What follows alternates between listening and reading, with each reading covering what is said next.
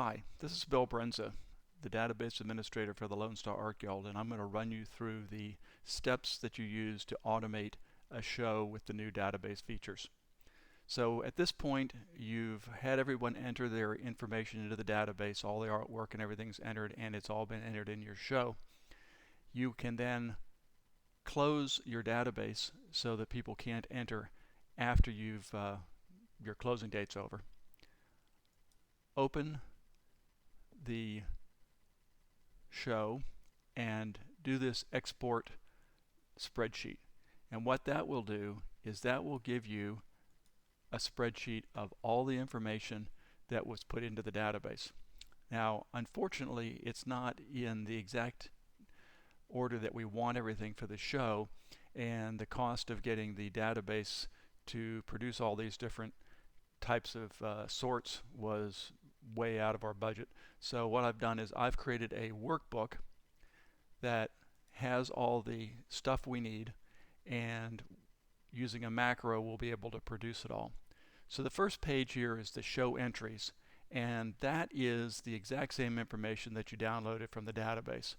So what you need to do is you need to go over and highlight all of this information by clicking in this box up here, and then you are going to copy it, go over into the database, the spreadsheet that I gave you, and paste it all into the first page. So you are in the Lone Star or the League Show workbook, and you have now filled in the show entries page. Now we are going to also need show entries sorted by name, show entries sorted by division and category, a check-in sheet, judging sheets for division by category, judging sheets category by division, labels for the artwork, and labels for our ribbons. So now that we have this all in here, what you'll do is you'll make sure that macros are enabled. There is a possibility that when you download this spreadsheet, macros will not be enabled. So get them enabled. If that's an issue, let me know, and I'll show you how to do that, or you can look it up and help. And then do a Control S.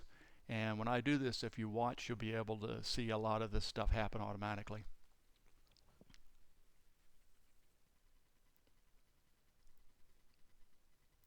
So if you go back to the beginning, you'll see the show entries are still there, and now we have all the show entries listed by last name, first name, because that's really probably the way you're going to look them up. You also have the show entries sorted by division and category. Now they're also by division and category in this show entries form over here, but they're in a column way over here, which didn't make any sense to me. You have check-in sheets, which give you figures on how many pieces each person has in that they're going to enter in the show, and you can use that to figure out how much you're going to charge the individuals. There are judging sheets that are in division and category order in this particular sheet, and then it lists all the names of everybody, and there's some blank lines here. If you choose to allow late entries, you're going to have to write them in on this sheet. There is also one that is in category and division order, because some leagues tend to do category division instead of division category. This is all the information for the labels that you'll produce to put on the back of the artwork, and this is the information that you will use to produce the labels that will go on the back of the ribbons. You'll notice somebody put a name in here in quotation marks. I don't know why. That if you see something like that, it's going to be a problem, because it's going to sort by that quotation mark. But we only had one person at 221 entries, so hopefully it won't be a real big problem. So you'll now have this, and you can go ahead and print these different pages out and use them to manage your show. Plus, there are two Word documents that are used with the mail merge function in Word, which will allow you to produce the actual labels that you need.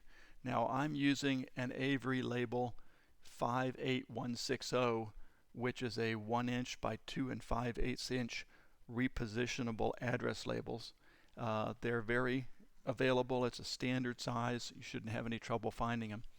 One thing you do need to notice is that the artwork label needs to be in the same file that the League Show workbook is in. Both of the mail merge programs need to be in that same one. Here's the ribbon label, and that will give you the same thing. We have also made a series of signs, because since everything changed, that can be printed out. They're a Word document, and what they do is they print out like this, the 2 signs per page. I have some heavy cardstock that is perforated down the middle, so I can print these out and get them to you if you don't want to make up your own signs for the show. And these things are cheap enough that I mean, it's $50 for 250 pages, so they're relatively inexpensive. So for the Woodlands Art League, I'm planning on producing them and then just throwing them away after the show. So that's pretty much it.